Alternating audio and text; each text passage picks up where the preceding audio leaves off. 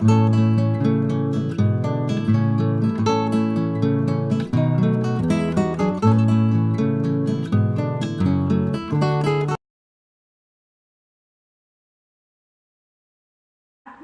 జీవమును శరీరమును మన ప్రభువైన యేసుక్రీస్తు రాకడయందు నిందారహితముగాను సంపూర్ణముగాను ఉండునట్లు కాపాడబడునుగాక. ఇందులో మన ఆత్మ, జీవం, శరీరం. మీ ఆత్మయు జీవమును శరీరము ప్రభువైన యేసుక్రీస్తు రాకడయందు నిందారహితముగా సంపూర్ణంగా ఉండునట్లు కాపాడబడుగాక. ఇప్పుడు ఆత్మ నిందారహితముగా కాపాడబడాలి అని అంటే ఓకే. జీవము నిందారహితంగా కాపాడబడడం అంటే సరే, అది కొంచెం బయటికి తీయండి, ఎక్స్ట్రాక్ట్ చేసి.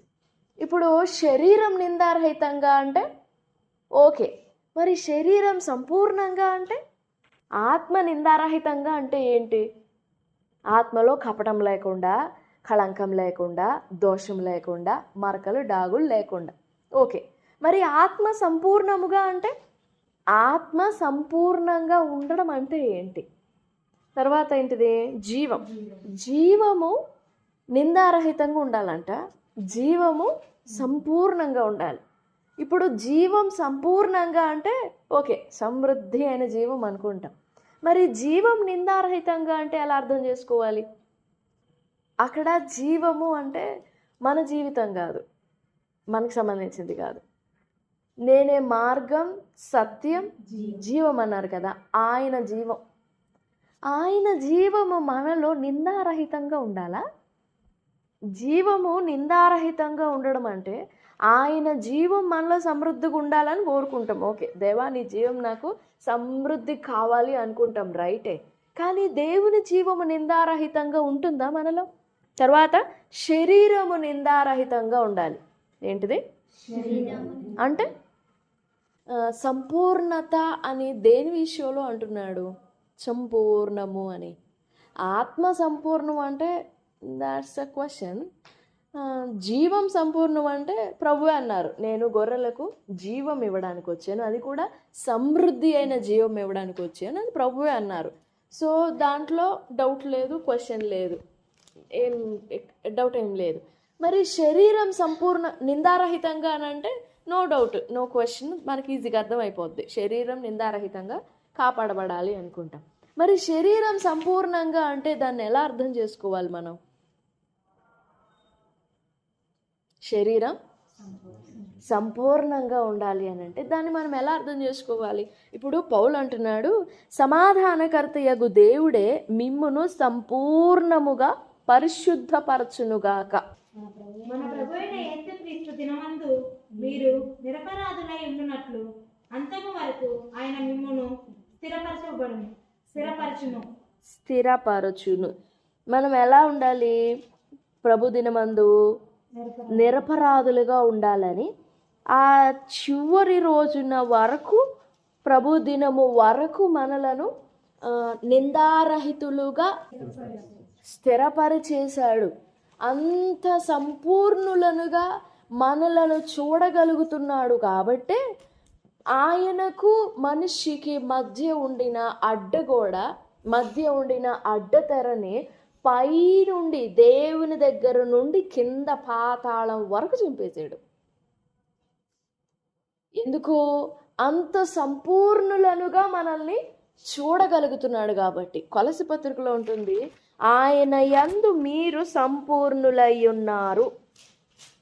2వ అధ్యాయము 10వ వచనం.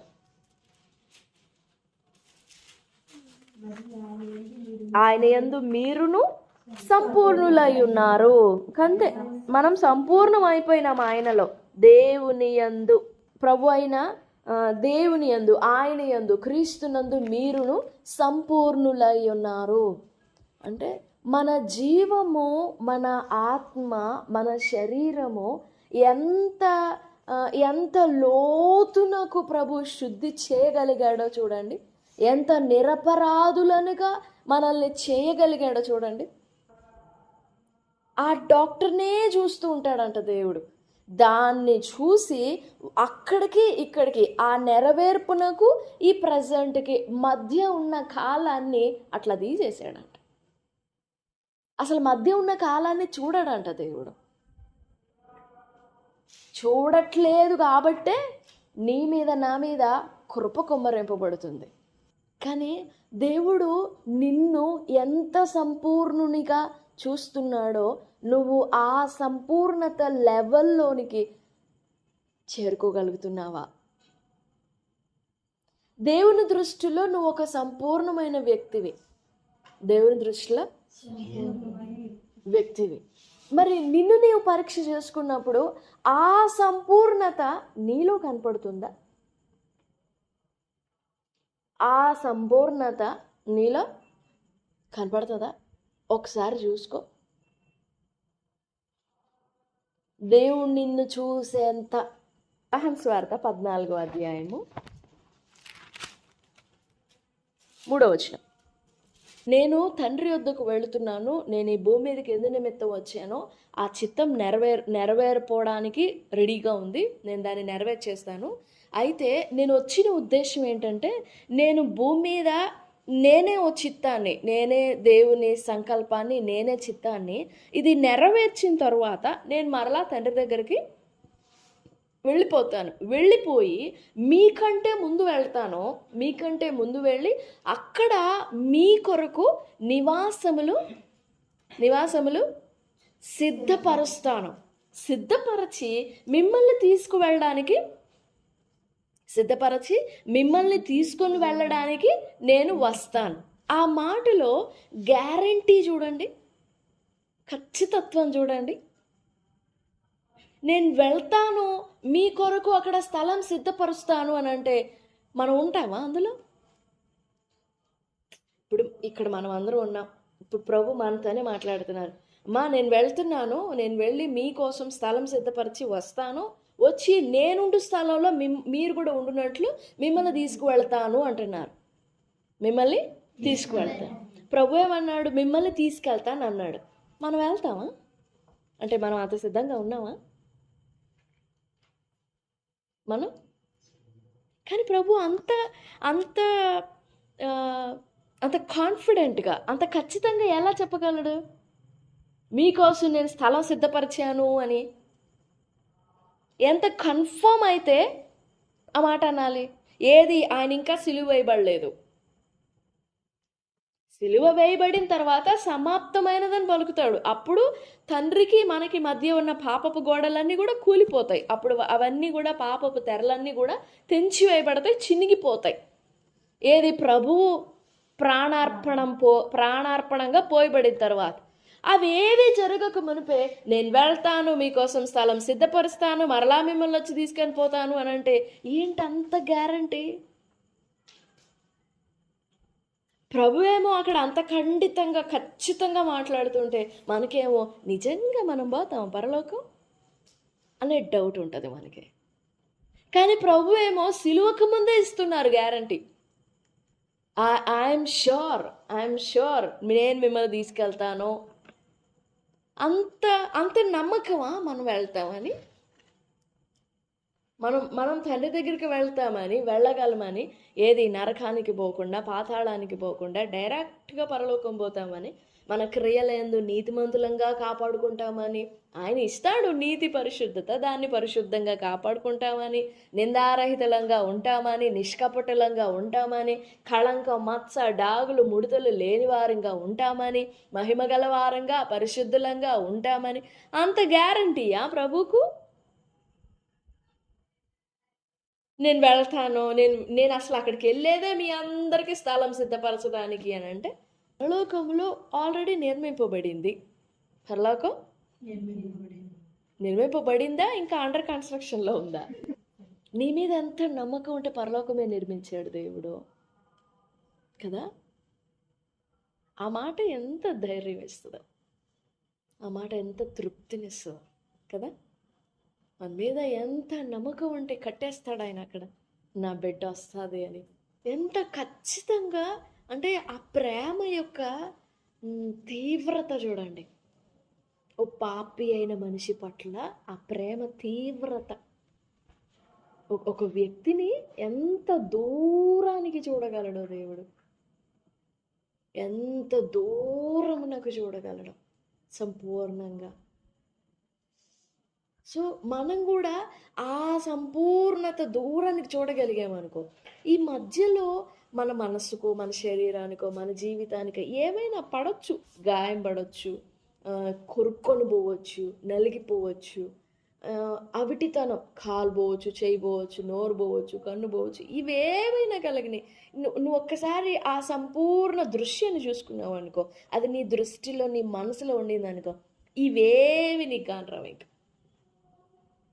ఇంక ఇవేవి కనపడవు, అంతే. అసలు అవి నీ కన్సిడరేషన్లోనికి రావు, నీ లెక్కలోనికి రావు. ఆ దూరముగా ఉన్నది నీకు కనపడలేదనుకో, దేవుడు నిన్ను ఎలా చూడాలనుకుంటున్నాడు, ఎలా చూస్తున్నాడు అది నీకు తెలియలేదనుకో, ఇంకా ఇక్కడెక్కడే తారట్లాడుతా కూర్చుంటాం. ఫలానా దూరదేశాన జపాన్ దేశం ఉంది అని అంటే నాకు గాని రావట్లేదు, అక్కడ లేదంట. నాకు కనపడేది కూచినపల్లి వరకే, ఇటు నాకు కనపడేది ఆ పోలీస్ స్టేషన్ వరకే, ఇంకా ఆ తర్వాత ఇంకేం లేదు అని అంటాం. కానీ దూర దేశాలు కూడా తిరిగి వచ్చినాడు ఏమంటాడు, పలానా దేశం, పలానా దేశం, పలానా దేశం, ఓ సముద్రం ఉంది, సముద్రం అవతల అది ఉంది అని క్లియర్గా అదొక అండర్స్టాండింగ్ కలిగి ఉంటాడు. దేవుని దృష్టిలో మనం కూడా చూసుకోవాలి, ఆయన అద్దంలో చూడాలి మనం, ఆయన కళ్ళతో చూడాలి మనం. మనల్ని మనం చూసినప్పుడు మనకేం కనపడదు, దేవుని దృష్టితో చూస్తే, దేవుని కళ్ళతో చూస్తే అప్పుడు సంపూర్ణంగా కనపడుతుంది. అంతమంది చూసే దృష్టి వేరుగా ఉండొచ్చు, చచ్చినట్లుగా చూడొచ్చు, కానీ నీ దృష్టి మాత్రం ప్రభు చూసినట్లుగానే చూడాలి. పరిస్థితి ఎలాగైనా కనపడని, బట్ దేవుడు చూసే దృష్టితో చూడగలగాలి. అదే ఆత్మీయత. దేవుడు చూసే దృష్టితో చూడలేకపోతున్నామా, ఏదో రాంగ్ మనలో. దేవుడు ఒక పరిస్థితిని ఎలా చూస్తున్నాడు, ఒక మనిషిని ఎలా చూస్తున్నాడు, ఒక సంఘటనని ఎలా చూస్తున్నాడు, ఒక సమయాన్ని ఎలా చూస్తున్నాడు, దానిని మనం గ్రహించగలగాలి. ఇంకదే విశ్వాసం యొక్క సంపూర్ణత, మన ఆత్మ యొక్క సంపూర్ణత, మన జీవం యొక్క సంపూర్ణత, శరీరం యొక్క సంపూర్ణత. స్థలం ఇవ్వండి, ఆ చిన్నది నిద్రపోతుంది, నిద్రిస్తుంది, చనిపోవట్లేదు. ఆ మాట చాలా మందికి చాలా ఆశ్చర్యంగా అనిపిస్తుంది. ఆ ఇంటి వాళ్ళందరికీ ఒక వెర్రితనంగా అనిపించుంటుంది. కానీ పిలిచిన శతాధిపతి ఏమో చాలా విశ్వాసపాత్రుడు. చనిపోయింది అయినా పర్లేదు, నువ్వు వచ్చి ప్రార్థన చేయని అడుగుతాడు. ఆ ప్రార్థన మనం చేస్తామా? ప్రభువా మొత్తం దారులన్నీ మూసుకొని పోయినాయి, ఇంక నువ్వు చేసేది కూడా ఏం లేదు, టేక్ యూ టర్న్, ఇంకా వచ్చి తిరిగి వెళ్ళిపోండి అని అంటామా? కానీ మనం అలా అనకూడదు.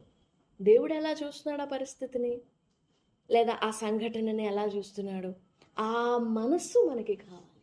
ఆ మనస్సు లేకపోతే వాళ్ళు లేరు. యోబు స్నేహితులు ఎవరు? యోబు స్నేహితులు నయమాతీయుడైన జోఫరు, షూహీడైన బెల్దద్, తేమానీయుడైన ఎలిఫజు. ముగ్గురు స్నేహితులు యోబుకు వచ్చిన కష్టాన్ని వారు చూసిన దృష్టి, యోబు తనకొచ్చిన కష్టాన్ని యోబు చూసిన దృష్టి. యోబు స్నేహితులేమో యోబేదో చేసిండు, ఎక్కడో చేసిండు, అందుకే, లేకపోతే ఏ పాపం లేకపోతే దేవుడు ఎందుకు అంత శిక్షేస్తాడు, ఏం చేయకపోతే దేవుడు ఎందుకు అంత శ్రమిస్తాడు, ఏం చేయకపోతే దేవుడు ఎందుకు లేట్ చేస్తున్నాడు, అది వాళ్ళ దృష్టి. కానీ యోబు దృష్టి ఏంటి? యోబు దేవుడు తనని ఏ దృష్టితో చూస్తున్నాడో ఆ దృష్టితోనే చూశాడు. యోబు దేవుడు తనని ఎలాంటి దృష్టితో చూశాడో సేమ్ అలాగనే చూశాడు తన జీవితాన్ని. కానీ తన స్నేహితులు మాత్రం అలా చూడలా. సో దేవుడు చూసే దృష్టితో ఒక వ్యక్తిని చూడటం నీకు మనకి చేత కాకపోతే లీవ్ ఇట్, వదిలేసేయాలి. కానీ దేవుని దృష్టితో చూడకుండా వేరే దృష్టితో చూడటానికి మనం అడుగేయకూడదు, సాహసం చేయకూడదు. సో దేవుని దృష్టితో నిన్ను చూసుకోవడం, దేవుని దృష్టితో పరిస్థితులను చూడడం, అది మనం నేర్చుకోవాలి. అదే సంపూర్ణత, అది సంపూర్ణం. దేవుడు నువ్వు ఒకటి, సో మన యాక్షన్స్ అన్నీ కూడా దేవునితో ఈక్వల్ అవ్వాలి, దేవునితో కలిసిపోవాలి, సమానంగా ఉండాలి, ప్యాచప్ అవ్వాలి, దేవునితో ఏకీభవించి ఆయన ఎలా యాక్ట్ అవుతాడు, ఆయన ఎలా ప్రవర్తిస్తాడో అలాగనే సమానంగానే నువ్వు కూడా ప్రవర్తించాలి. అలా ప్రవర్తించలేకపోతున్నాము అని అంటే వీఆర్ నాట్ ఫుల్, మనం సంపూర్ణంగా లేదు అని, మనం నిండుగా లేము అని. ఎక్కడో దేవుని స్వభావం ఎక్కడో రాలేదు నీలోనికి, దేవుని మనసు ఏదో రాలేదు నీలోనికి, దేవుని హృదయం ఏదో రాలేదు నీలోనికి. అది రావాలి మనలో. అది వస్తే ఆయన శరీరం, ఆయన ఆత్మ, ఆయన జీవం, ఆయన ప్రాణం అవన్నీ మనలో నింపబడితేనే ఫుల్, సంపూర్ణం. ఆయన ఆత్మ నీలోనికి రాకున్నా, ఆయన శరీరం నీలో లేకున్నా, ఆయన రక్తం నీలో లేకున్నా, ఆయన జీవం నీలో లేకున్నా పరాయితనమే, పరాయి వాళ్ళమే ఎంతైనా కానీ. మీ ఆత్మయు జీవమును శరీరమును మన ప్రభు అయిన యేసుక్రీస్తు రాకడ యందు రహితముగా సంపూర్ణంగా ఉండునట్లు కాపాడబడునుగాక. ఆమేన్. మన జీవితంలో కూడా మన ఆత్మ సంపూర్ణంగా ఉండాలి, మన శరీరం సంపూర్ణంగా ఉండాలి, మన జీవం సంపూర్ణంగా ఉండాలి, మన ఆత్మ నిందారహితంగా ఉండాలి, మన శరీరం నిందారహితంగా ఉండాలి, మన జీవం ఉండాలి. అప్పుడే మనం సంపూర్ణులమవుతాం. దేవుని దృష్టితో దేవుని రక్తం ఎలా ప్రతిఘటిస్తుంది, దేవుని ఆత్మ ఎలా ప్రతిస్పందిస్తుంది, దేవుని మనస్సు, దేవుని హృదయం ఒక పరిస్థితిని ఎలా చూస్తుంది, నువ్వు అలాగనే చూడాలి. మనది శరీరమే, మట్టి దేహమే, మనం అంత గ్రాస్ప్ చేయలేం, దేవుని గ్రాస్ప్ చేయలేం. వామ్మో మేము మట్టి వాళ్ళము, ఒట్టి వాళ్ళము, మేము బలహీనులము, దేవా నీ జ్ఞానం మాకు చాలదు అనకూడదు. మట్టి వాళ్ళము కాబట్టే మనకు అర్థం కాదు, అందుకనే కదా ఆయన శరీరం ఇచ్చాడు.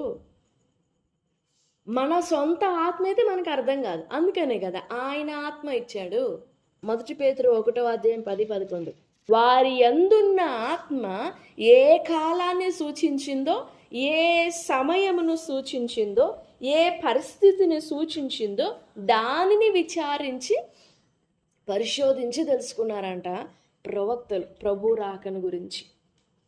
సో మనంతట మనమైతే ప్రభు జ్ఞానాన్ని అందుకోలే, మట్టి జ్ఞానం మంది. కానీ ఆయన ఆత్మ మనలోనికి వచ్చినప్పుడు ఆయన ఎంతైతే అర్థం చేసుకోగలడో మనం కూడా అంతే అర్థం చేసుకుంటాం. దేహం, ఆయన మాంసం మనలోనికి వచ్చినప్పుడు, ప్రభు రక్తం ప్రభు మాంసం భుజిస్తున్నాం కదా, ఆ రక్తం మనలోనికి వచ్చినప్పుడు ప్రభు ఎలా ప్రతిస్పందిస్తాడో మనం కూడా అలానే ప్రతిస్పందించాలి. మన ఆత్మలో జీవము, మన శరీరం నిందారహితంగా సంపూర్ణంగా కాపాడబడాలి. ప్రభుని వేడుకుందాం, దేవా నా ఆత్మ, నా జీవం, నా శరీరం నిందారహితముగా సంపూర్ణంగా కాపాడబడాలి, నాకు సహాయపడండి అని ప్రభు సన్నిధిలో వేడుకుందాం. దేవుడి మాటలన్నీ మన వినికిడిలో దీవించునుగాక. ఆమేన్.